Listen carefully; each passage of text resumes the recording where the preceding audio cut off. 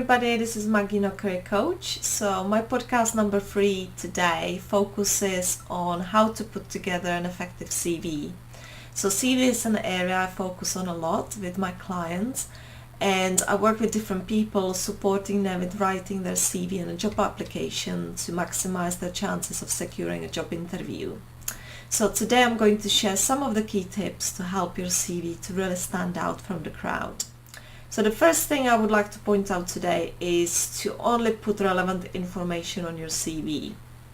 So basically CV needs to focus on essentials and nothing else. And the key things to remember here is that CV is not intended to be a life story, but its purpose is to sell the hiring manager that you are the best fit for the job. So my recommendation is to include information relevant to the job you're applying for. Then also important is to choose the right CV format to sell your skills and experience. So as you probably know, the most widely used format is the chronological CV, which I believe most of you have probably used in the past at some point. And it basically emphasizes on employment history with positions listed in a reverse chronological order. But there are also other formats that may be more appropriate to sell yourself effectively. So for example, a skills-based CV format helps you to emphasize your skills, competencies and achievements rather than focusing on your employment history as the chronological CV would do. So it's very good when, for example, your aim is to go back to your old career that you did, let's say 15 years ago, or if you want to change your career direction and need to really cherry pick experiences and achievements from your career. In that case, skill-based CV could be the best option for you.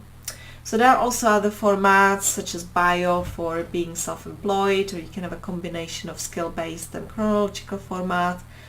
But which format you use will really depend on your situation and what you would like to achieve going forward. Then I also would like to point out that it's important to tailor your CV to the job and use keywords and phrases. So it's easier to send out CV to lots of companies and because it's quicker and it allows you to, let's say, apply for 10 positions, within an hour, but it's not the best way to get a job interview. So you would be surprised though how many people don't tailor their CV to the job and end up just sending a generic CV. And I've seen this a lot during the time I was managing recruitment campaigns. But put yourself into recruiter's position and let's say you receive 70 applications for a job, so you would really look for tailored and easy to read CVs, wouldn't you? So if you want to increase your chances of getting a job interview, make sure that you are looking at the job advert for the job and tailor your CV to the job in question.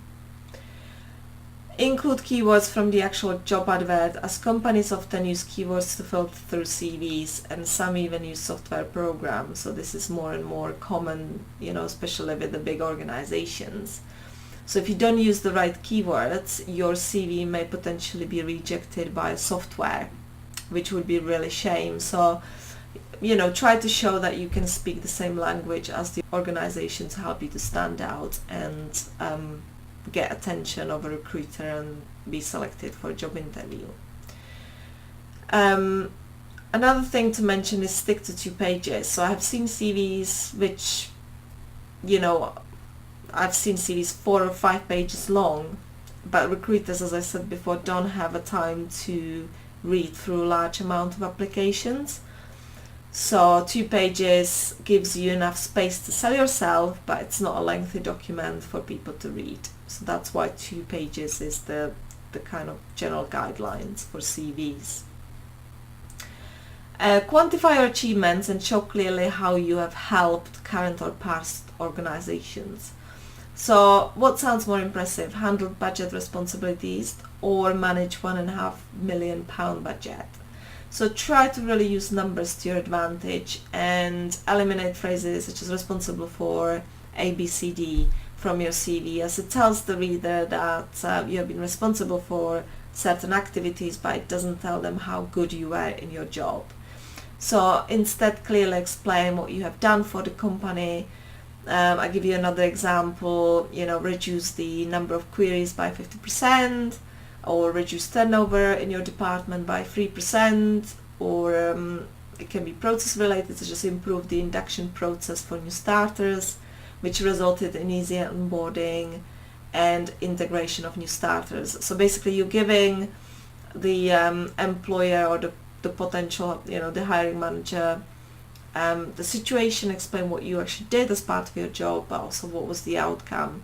So, and use numbers wherever possible. So if you have improved anything, let's say, by a certain amount of percentage, then put it on your CV. So the final point I would like to make is check your spelling and get somebody else to proofread your CV. So edit and make your message more powerful by kind of making sure that somebody else also read your CV and get their opinion on that. And I quite often do this for clients, so I work with them, going through their first and second draft to really make sure that they have got the information, in the right format. It goes straight to the point. Their CV is relevant to the job they're applying for, looking at the grammar, looking at the content and so on. So yeah, get somebody to proofread your CV is a big help, because quite often if you just work on a document for a long time, you sometimes get tired and don't even see any typos. Whereas if you get somebody with a fresh pair of eyes to look at it for you, that really does help. And then when you get to the interview, you want to really be able to expand on all the relevant information that you have put on your CV.